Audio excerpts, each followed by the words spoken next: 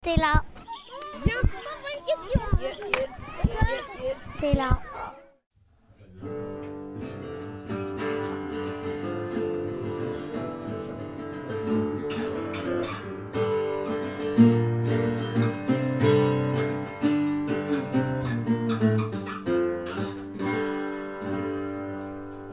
Et on s'est rendu compte d'une chose, c'est que tu es un petit peu l'élément central qui a fait venir un peu tout le monde.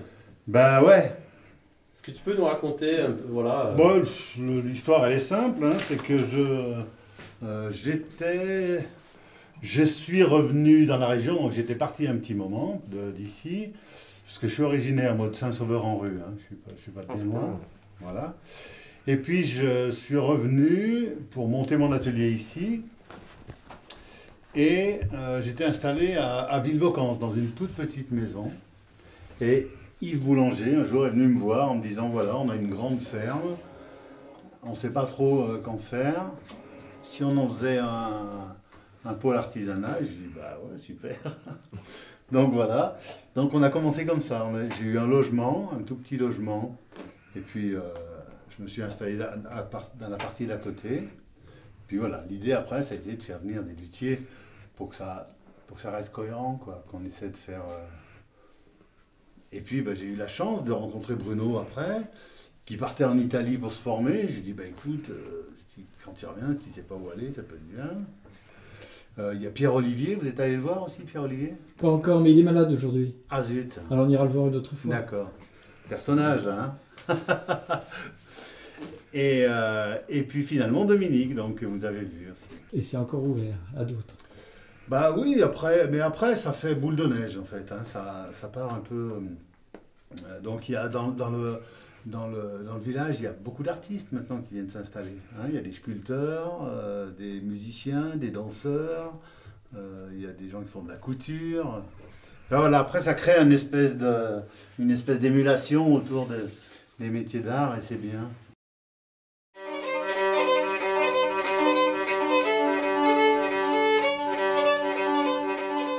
J'habitais Saint-Bonnet-le-Froid presque 15 ans, Saint-Bonnet-le-Froid en Haute-Loire. Et puis Yen Fong est chinoise. Moi, je suis chinoise. On a étudié la lutherie en Italie, ouais, à Crémone. Et c'est là qu'on s'est rencontrés. C'est pour ça qu'on s'est retrouvés tous les deux ici. Voilà. On s'est mariés à Vanosque. Parce que vous êtes rencontrés en Italie, mais qu'est-ce qui a fait que vous avez découvert Vanosque déjà? Je connaissais Philippe Berne. Et avant de partir en Italie, j'avais vendu ma maison à Saint-Bonnet-le-Froid. Et donc je partais pour faire les études de lutherie en Italie. Et j'ai rencontré donc Philippe qui s'était déjà installé ici et Yves Boulanger, le maire de Vanosque. Et en visitant le coin, il m'a proposé de me faire un atelier et un appartement pour mon retour d'Italie. C'est vrai qu'à l'époque, j'ai dit oui, mais j'étais pas du tout sûr de revenir ici après l'Italie, parce que c'était plutôt après ouvert, j'aurais pu aller un peu à différents endroits. Et puis finalement ça s'est fait comme ça. Voilà, pour recommencer, c'était un bel endroit.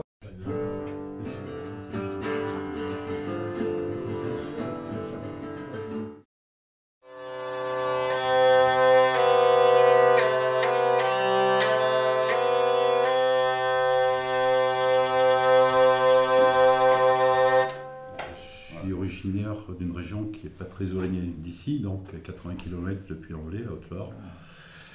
Et à une époque où je cherchais un nouvel atelier et un nouveau logement, et où déjà j'avais comme connaissance donc, Philippe Berne, qui est mon voisin maintenant. Donc c'est lui qui m'a appris qu'en fait ici il y avait un atelier et un logement qui était disponible, et donc, réalisé par la mairie de Vanosque. Donc j'ai sauté sur l'occasion, et puis bon, je suis venu ici aussi pour le fait que ici donc on est quand même 5 luthiers, et au niveau de la motivation donc c'est assez intéressant.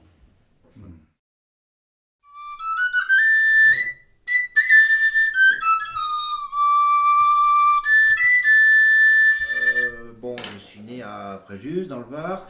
J'ai beaucoup travaillé dans le département du Var. Puis un jour j'en ai eu marre parce que les conditions de vie, parce que la vie est trop chère, et puis voilà, ça oblige à beaucoup bosser pour gagner de l'argent, ça m'intéresse pas. Puis j'en ai eu marre, j'ai voulu aller ailleurs, et puis j'avais quelques copains à Vanosque, notamment Philippe. J'ai passé des coups de fil à tous mes collègues luthiers, je leur ai dit, t'aurais pas un endroit où je peux venir m'installer? Puis il y a Philippe qui m'a dit, mais viens à Vanosque, prends rendez-vous avec le maire, tu vas voir. Et puis moi j'ai dit, ah bon, c'est aussi simple que ça? Non, bon. Voilà. Alors j'ai commencé à habiter à Vanosque. Alors d'abord je faisais partie du projet du Monteillé. Avec les collègues, je devais avoir un atelier au Monteillé. Finalement ça s'est pas fait. Et comme j'ai eu un petit peu de chance, j'ai pu acheter une maison. Mais de toute façon, tout contribuait à m'enraciner ici. La présence des copains. Puis je sais pas, à Vanosque, il y a quelque chose de complètement magique. Tu vois, ça par exemple, ça c'est un instrument d'inspiration africaine. C'est un gembri. Donc c'est fait traditionnellement sur de la peau de chameau, c'est creusé dedans, voilà, il y a tout un... Ça, c'est la peau de chameau? Non, pas du tout. Moi je le fais en bois avec des micros à l'intérieur. Il y a une... C'est une autre approche. Moi je le fais différent. Je n'essaie pas de reproduire quoi que ce soit. Je propose, moi, des sons différents. Ce que je jouais tout à l'heure, c'est celui-là, là. Ça c'est l'équivalent d'un violoncelle, mais à cordes frottées. Mais tout ça, c'est à vendre? Bien sûr. Et comment je vivrais?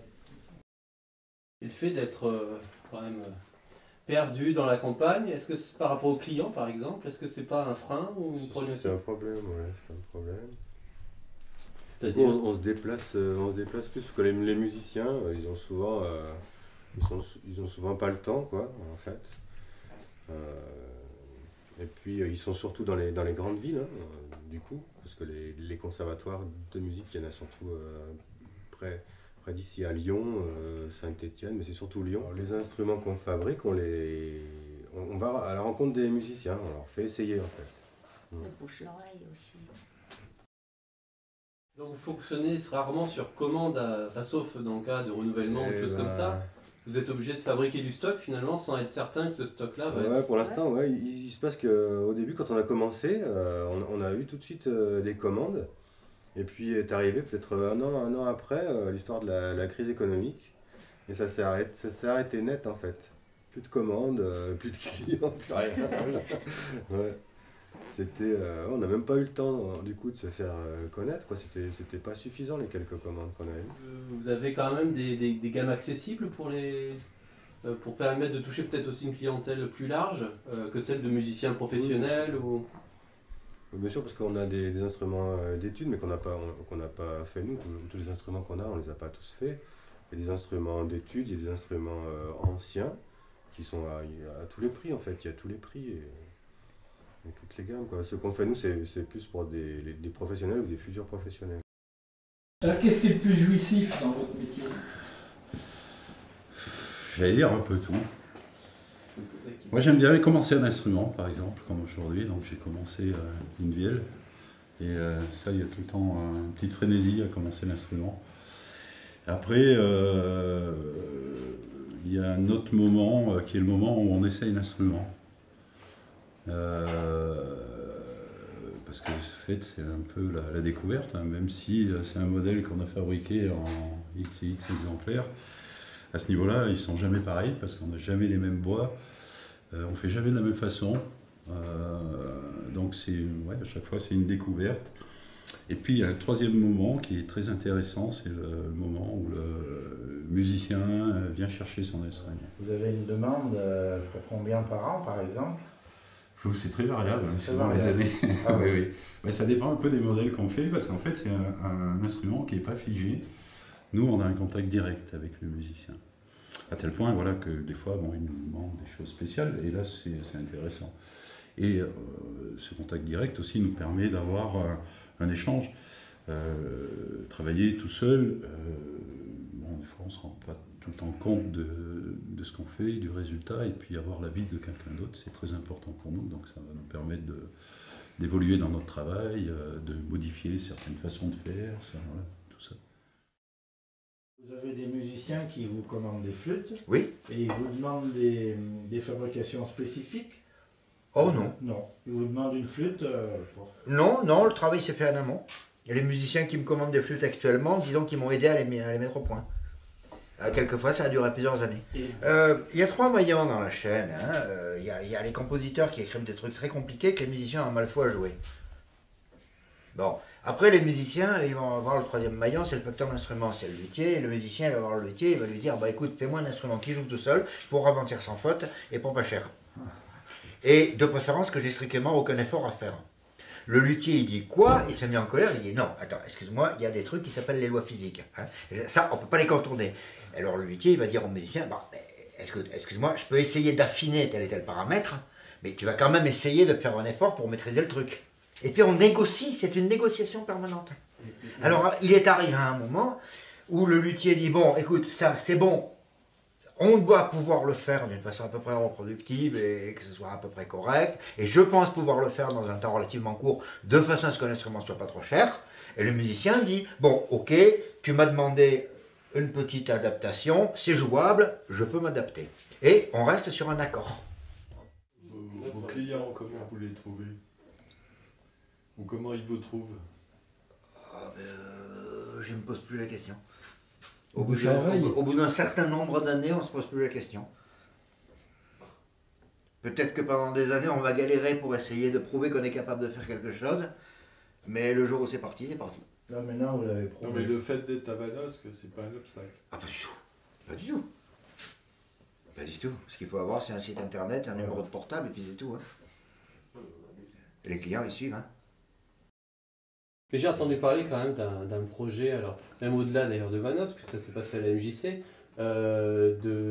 d'orchestre à cordes, et il me semble que tu as une part. Hein, ah mais oui, j'avais fait ça, ça s'est arrêté, parce que les choses ont un début et une fin, mais oui, j'avais fait ça. J'avais imaginé, avec Philippe Germain, qui est compositeur et musicien, donc on avait imaginé une solution pour faire entrer dans la musique les gens qui ne la pratiquaient pas du tout. Donc moi, en tant que fabricant, j'ai fabriqué des instruments les plus simples possibles. On a mis le minimum de cordes, le minimum de notes, et hop, on donnait ça à des néophytes, et on considérait qu'en quelques séances, on pouvait faire de la musique ensemble.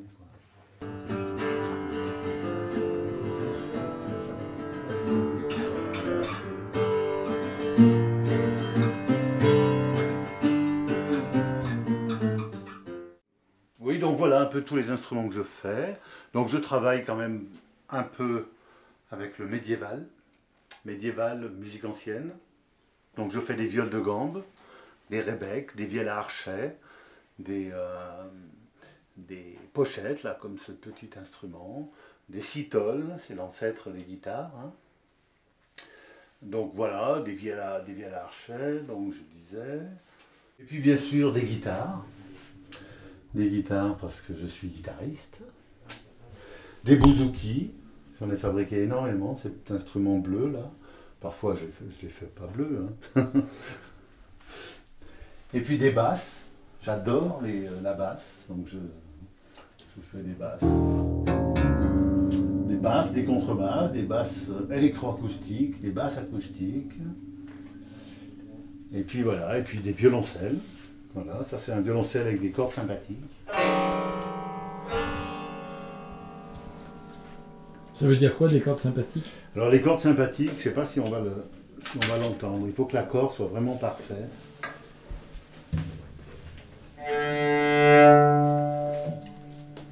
Voilà.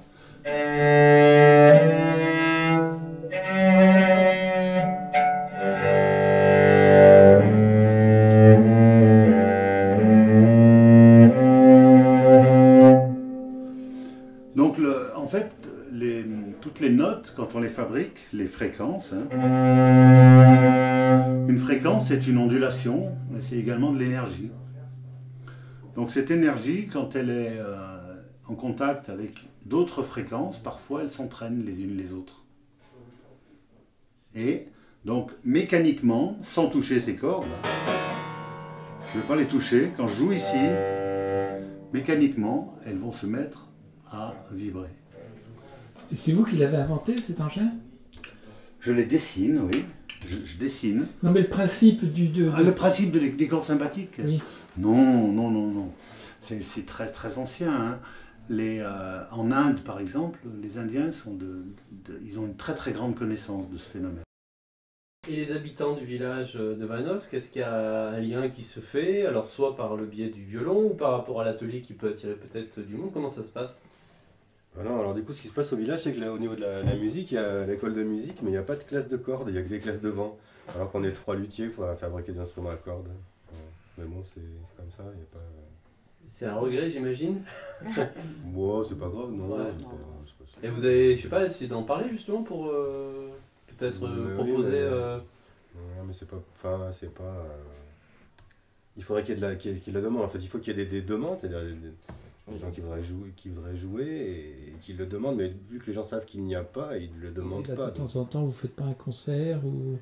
Mais on a fait, on a fait oui, des portes ouvertes, des petits concerts aussi, ouais. C'est très bien à l'extérieur, il faut qu'il fasse beau, mais il y a une bonne acoustique à l'extérieur. Et il y a déjà des duos, trios ou des quatuors qui ont joué là, ouais.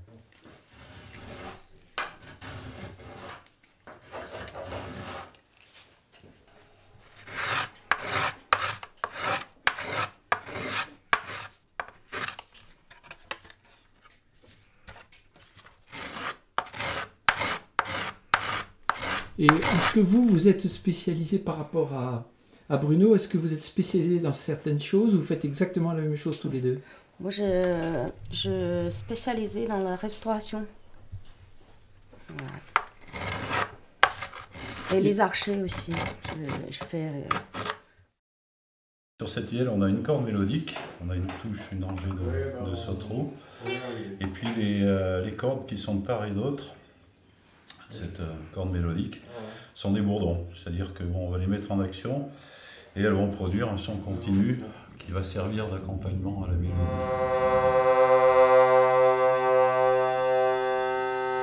Donc là on a 2 cordes qui vibrent, donc ça va donner ça.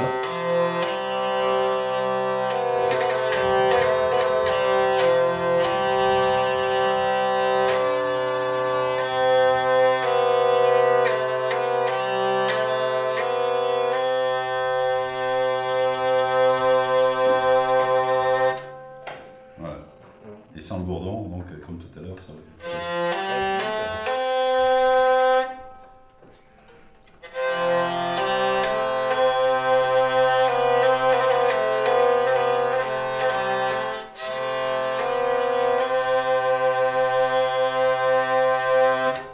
Voilà. Et la vielle à roue, donc, depuis le Moyen-Âge, suivant les époques, elle a eu des formes différentes. Là-bas, par exemple, accroché au mur, on a une caisse de luth et la vielle à roue, à partir du XVIIIe siècle, a été montée sur des caisses de luth. D'accord. La plus grosse partie de mon c'est sur les tamis. D'accord. Oui. Puis bon, ça passe un peu par plein de techniques différentes.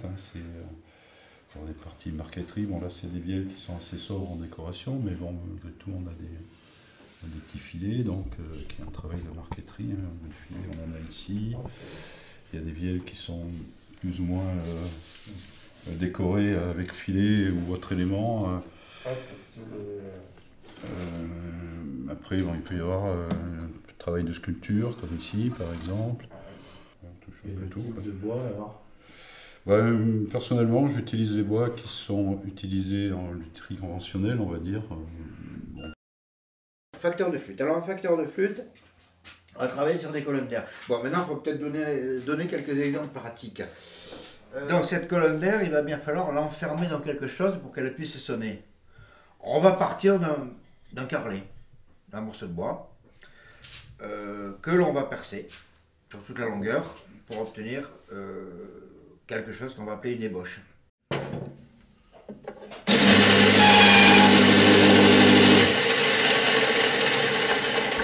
Hop. Bon là je prends pas beaucoup de risques, mon diamètre maximum c'est 19 et là je suis à 21.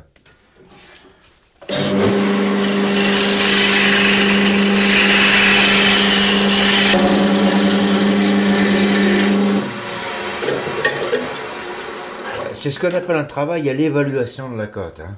Un trou qui est bien défini et un petit peu de matière autour. L'essentiel, c'est que le trou en question soit bien défini. Alors pourquoi? C'est parce que finalement, tout ce qui va se passer d'important, c'est à l'intérieur du trou. Ce qui se passe à l'extérieur, bon, je dirais pas que c'est secondaire. Il faut quand même un petit peu de matière pour tenir le trou enfermé. Mais disons que ça va se gérer, ça va se gérer sur un second plan. Pourquoi je vous dis ça? C'est que si je prenais un bout de plastique, un tube en PVC, j'obtiendrais très exactement le même résultat.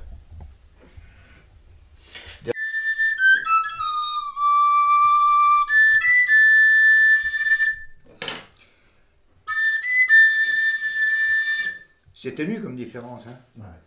Bah, en fait, c'est normal. Ce qui est important, c'est ce qui passe à l'intérieur. Alors, flûte à 3 trous qui se tient d'une main. Ça fait partie de la famille des flûtes tambourines.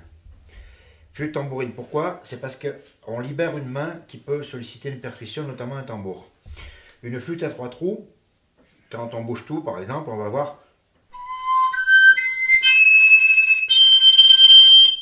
plusieurs notes comme la trompette, hein, c'est pas beaucoup plus compliqué que ça. Comme il y a 3 trous, on peut faire plusieurs notes. Voilà. C'est plus connu en Provence sous le nom de galoubet. C'est le diamètre du trou de la note qui est important alors. Les trous pour les notes, c'est leur diamètre et leur emplacement. L'emplacement et le diamètre. Oui, alors ça obéit à des règles mathématiques. Et c'est un trou usiné au centième près on n'en est pas loin du centième. Ah oui. On prend un bec avec une colonne courte. Un bec avec une colonne plus longue. C'est plus grave. Plus grave, oui. C'est la longueur du tube qui fait... C'est la longueur du tube qui définit la hauteur de la note. Mais les trous sont de même diamètre? Non.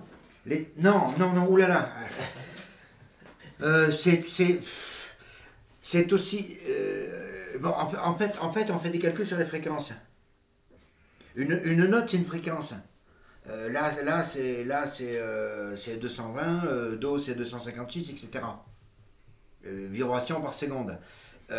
Quand on va travailler sur une corde de guitare, par exemple, on va diviser ses longueurs suivant des règles pas arithmétiques mais géométriques en fait. C'est logarithmique. On saura que si on la divise par 2, on va voir de l'octave pam pam. Les colonnes d'air, c'est pareil. On a des règles mathématiques qui font que plus la colonne est courte, plus c'est aigu.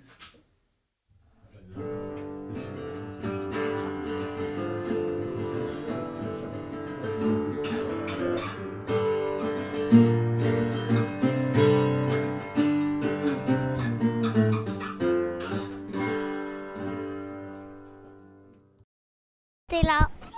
Viens, pose-moi une question. T'es là.